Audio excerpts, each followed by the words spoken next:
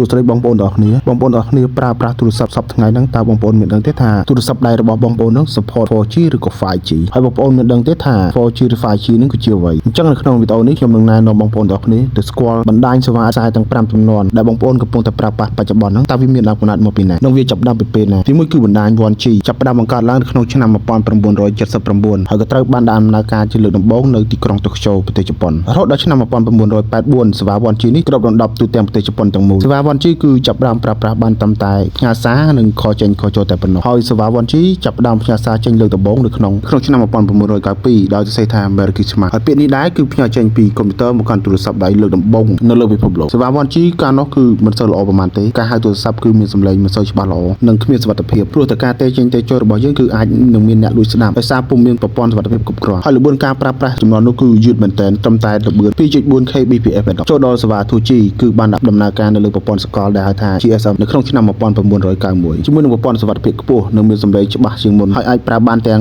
MS ជាមួយនឹង MMS ហើយចូលមកដល់បណ្ដាញ 2G នេះគឺយើងអាចផ្ទេរទៅនៃពីទូរស័ព្ទមួយទៅទូរស័ព្ទមួយផងដែរឧទាហរណ៍យើងក៏អាចប្រើជា Bluetooth អីចឹងទៅហើយល្បឿនរបស់វាក៏លឿនជាងមុនដែររហូតដល់64 Kbps ចូលមកដល់ចំនួនទី3ដែលគេហៅថា 3G ហើយបណ្ដាញ 3G នេះគឺត្រូវបានដាក់ឲ្យប្រើប្រាស់ក្នុងប្រទេសជប៉ុននៅក្នុងឆ្នាំ2001បណ្ដាញ 3G នេះគឺយើងអាចប្រើប្រាស់បាន call ផ្ញើសារជាមួយនឹងប្រើអ៊ីនធឺណិតបានទៀតផងនៅពេលហ្នឹងហើយគឺសេវា roaming អន្តរជាតិចាប់ផ្ដើមបង្កើតឡើងហើយល្បឿន 3G គឺមានរហូតដល់2 MB/s ល្បឿនប៉ុណ្ណេះគឺអាចឲ្យយើង call វីដេអូមើលវីដេអូ live stream និង upload វីដេអូបានផងដែរដើម្បីបដូរពី 2G ទៅ 3G គឺយើងអាចផ្លាស់ប្ដូរតាមរយៈ SIM card ចូលមកដល់បណ្ដាញ 4G ឬក៏ចំនួនទី4គឺយើងកំពុងប្រើប្រាស់យ៉ាងទូលំទូលាយនៅក្នុងប្រទេសកម្ពុជាយើងនឹងចាប់ផ្ដើមបង្កើតដំបូងនៅក្នុងប្រទេសស៊ុយអែតនិងប្រទេសណូវេនៅក្នុងឆ្នាំ2009ដែលគេឲ្យឈ្មោះថា 4G Long Term Evolution ឬក៏ថា 4G LTE សេវា 4G គឺអាចឲ្យយើងទាញយកវីដេអូដែលមានគុណភាពខ្ពស់អាចឲ្យយើងប្រើប្រាស់អ៊ីនធឺណិតដែលមានល្បឿនលឿនបានជាពិសេសសម្រាប់បងប្អូនដែលលេងហ្គេមអនឡាញនិងមើលវីដេអូ live stream គឺមានគុណភាពខ្ពស់មែនទែនល្បឿននៃបណ្ដាញ 4G គឺ100 Mbps ហើយការផ្ទេរទិន្នន័យយឺតបំផុតគឺ10ទៅ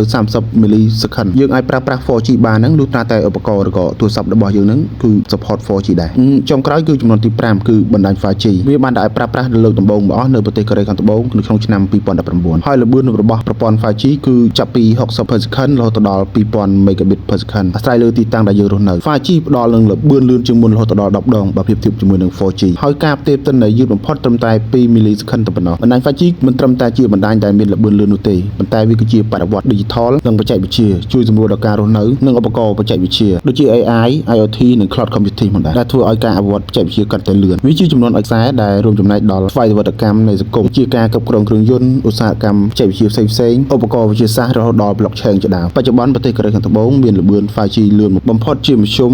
360 Mbps ហើយបន្ទាប់មកគឺតៃវ៉ាន់ 309.9 Mbps ហើយបន្ទាប់ពីតៃវ៉ាន់គឺប្រទេសអារ៉ាប់រួមដែលមានល្បឿនរហូតដល់